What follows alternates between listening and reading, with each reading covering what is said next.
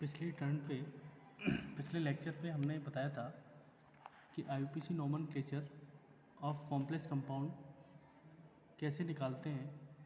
आज उसी लेक्चर को कंटिन्यू रखते हुए कुछ और एग्जाम्पल कराते हैं और इन एग्जाम्पल का थोड़ा सा लेवल है वो हाई रहने वाला है। तो आज देखते हैं एक एक करके एग्जाम्पल जितने होते हैं। तो सबसे पहले हम एग्जाम्पल ले लेते हैं इसमें CR EN का होल ट्वाइस, बाहर Cl3 रख लेते हैं। चलो इसको होल थ्राइस कर लो। CR EN का होल थ्राइस Cl3। तो इसमें सबसे पहले रूल वही लगाएंगे कि इसको पहले देंगे, इसको सेकंड नंबर पे रखेंगे और इसको थर्ड नंबर पे रखेंगे। तो इसमें EN हमने बताया था ये न्यूट्रल लिगेंड है और न्यूट्रल लिगेंड के साथ साथ ये कैसा कंपाउंड है, एक बाइडेंटेट में चला जाता है। ये बाइडेंटेट लिगेंड होता है। एक मोनोडेंटेट होते हैं, एक बाइडेंटेट होते हैं, कुछ ट्राइडेंटेट भी होते हैं, टेट्राडेंटेट, पॉलीडेंटेट में भी इनको फिर काउंट कर लिया जाता है जो दो से ज़्यादा चले जाते हैं। अब इसमें ऑक्सीडेशन स्टेट देखें तो ये तो जीरो ऑक्सीडेशन जीरो होती है इसकी वैलेंसी और इसकी होती है हमारी -1/3। तो अगर CR को हमने X मान लिया तो इसके हिसाब से ये कॉम्प्लेक्स इसकी जो ऑक्सीकरण संख्या है वो कितनी आ जाएगी, +3 आ जाएगी। ये +3 हो गई क्योंकि ये ज़ीरो है। अब नोमेनक्लेचर की बात करें तो नोमेनक्लेचर में CR को हम रखेंगे सेकंड नंबर पे, EN को रखेंगे फर्स्ट नंबर पे और ये दे रखा है हमारा ट्राई। तो इसमें इनकी संख्याओं को जो बाइडेंटेट लिगेंड होते हैं 20 ट्रिस टेट्रा किस से रिप्रेजेंट करते हैं। तो ट्राई 3 हैं तो 3 को हम ट्रिस से रिप्रेजेंट करेंगे, ट्रिस के बाद फिर ब्रैकेट लगाएंगे और ब्रैकेट में क्या लिख देंगे, इथाइलिन डाइअमीन क्रोमियम, ऑक्सीडेशन स्टेट कितनी बताई हमने, थर्ड, और उसके बाद क्लोराइड। तो ये इसका नोमेनक्लेचर हो गया। आशा करते हैं ये समझ में आया होगा। दोबारा से एक बार फिर समझ लें कि EN हमारा बाइडेंटेट लिगेंड है और जो लिगेंड हमारे बाइडेंटेट होते हैं उनके संख्या को, उनके कोऑर्डिनेशन नंबर को हम किससे रिप्रेजेंट करेंगे, बेस ट्रिस टेट्रा किस से रिप्रेजेंट करते हैं। तो यहाँ 4 होता तो उसको टेट्रा किस से रिप्रेजेंट करते, यहाँ पे 3 है तो उसको हमने ट्रिस से रिप्रेजेंट किया और 2 होता तो बेस से रिप्रेजेंट करते, बेस। अब इसमें ट्रिस हमने लगा दिया, EN को इथाइलिन डाइमीन कहते हैं, CR को क्रोमियम और फिर उसकी ऑक्सीडेशन नंबर हमने निकाली +3, थर्ड आ गया, क्लोराइड लिख दिया। अच्छा, क्रोमियम को क्रोमियम ही लिखा है, उसका रीज़न क्या है, क्योंकि ये कॉम्प्लेक्स अगर आयनाइज किया जाए, इसको आयनाइज करें तो ये पॉजिटिव का कॉम्प्लेक्स होगा और पॉजिटिव कॉम्प्लेक्स में सेंट्रल मेटल एटम को क्या लिखते हैं, एज इट इज़ लिखा जाता है, उसके नाम में कोई चेंज नहीं होता है। चलो दूसरा एग्जांपल लेते हैं। दूसरे एग्जांपल में कुछ लिगेंड की संख्या को ना बढ़ा लेते हैं, जैसे PT NH3 H2O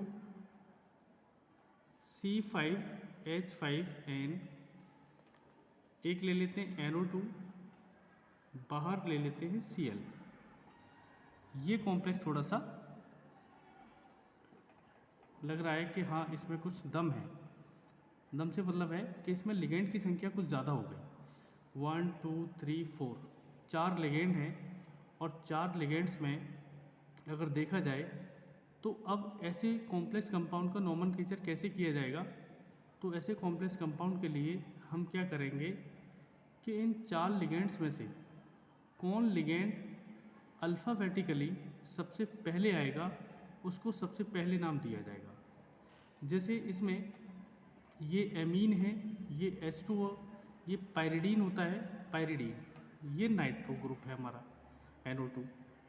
तो इसमें क्या करें कि पहले तो ऑक्सीडेशन स्टेट निकाल लें, इसकी ऑक्सीडेशन स्टेट निकालें तो इसको X मान लें, ये न्यूट्रल है, ये न्यूट्रल है, ये न्यूट्रल है, इस पे माइनस का 1 चार्ज होता है और इस पे माइनस का 1 चार्ज होता है।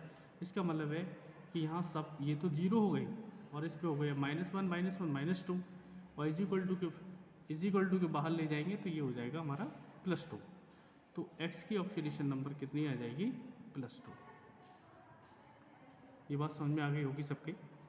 अब नॉमेनक्लेचर के लिए रूल वही है, पहला नंबर देते हैं हम लिगेंड को, ये सारे लिगेंड हैं तो पहले नाम इनको ही देंगे हम फर्स्ट नंबर पे, फिर सेकंड नंबर पे आएगा हमारा प्लेटिनम और थर्ड नंबर पे आ जाएगा ये हमारा क्लोरीन।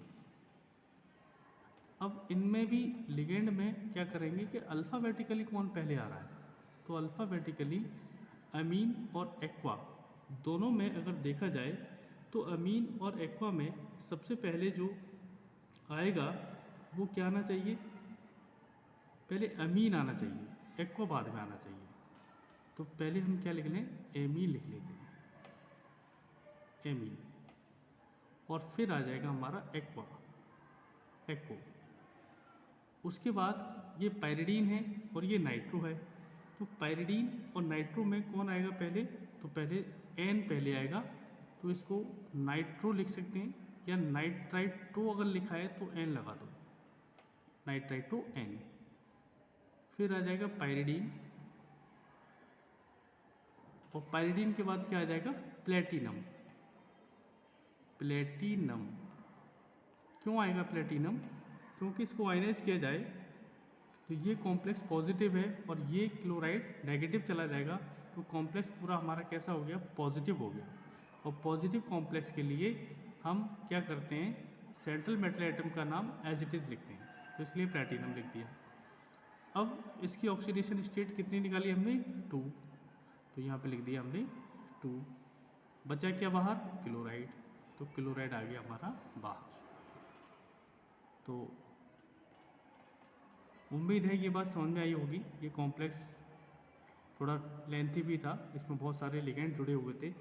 इसी प्रकार के और कॉम्प्लेक्स लेते हैं, और कॉम्प्लेक्स में जैसे NH4 स्फीयर स्टार्ट अंदर Cr, फिर ले लेते हैं NH3 का होल ट्वाइस, NCS का होल 4 स्फीयर क्लोज, बस। तो इसमें NCS और SCN ये हमने बताए थे एम्बिडेंटेड लिगेंड होते हैं, है ना। अच्छा, अब यहाँ पे इसको आयनाइज करके देखें तो ये कॉम्प्लेक्स हमारा नेगेटिव चला जाएगा, क्योंकि NH4 पॉजिटिव अलग निकल जाएगा और ये पूरा कॉम्प्लेक्स हमारा नेगेटिव हो जाएगा। तब ऐसी कंडीशन में Cr को हम 8 करके लिखेंगे, Cr को 8 करके। तो कैसे लिखें इसका नाम? तो अच्छा, नाम से पहले ऑक्सीडेशन नंबर बहुत ज़रूरी होती है, ऑक्सीडेशन नंबर निकालते हैं। तो इसको तो हमने मान लिया X, इसकी अमोनियम की होती है +1। इसका विशेष ध्यान रखें आप लोग, क्योंकि ऑक्सीडेशन नंबर तभी आप लोग निकाल सकते हैं जब आपको लिगेंड की मॉलिक्यूल की पहचान है कि किस पे चार्ज कौन सा है, प्लस का किस पे आता है, माइनस का कितना आता है, कितनी संख्या में होते हैं चार्ज, कौन न्यूट्रल है, तो इनकी जानकारी है तो ये बहुत आसान हो जाते हैं। तो इस पे +1, इस पे X, इस पे होता है ये 0 रहता है और ये -1 × 4 = के बाहर कोई नहीं है।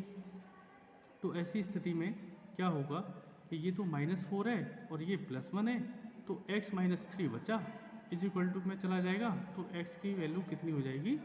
+3 हो जाएगी।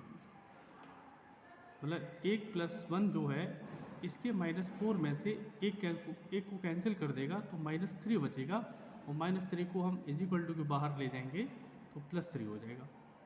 ये बात सबकी समझ में आई होगी। तो x यहाँ पे क्या है? +3 है।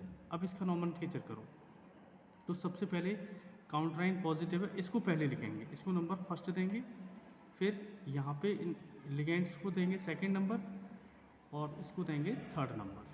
अब ये चेंज हो जाएगा, तो क्या करें? अमोनियम पहले लिख लिया अमोनियम, फिर उसके बाद क्या आएगा? डाइअमीन।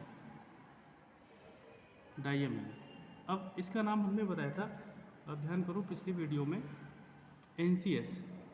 NCS और SCN, इनको हम क्या कहते हैं, आइसो इसमें पहले लगाएंगे, आइसोथायोसाइनेटो। लेकिन 4 है तो इसका नंबर डालेंगे टेट्रा आइसोथायोसाइनेटो,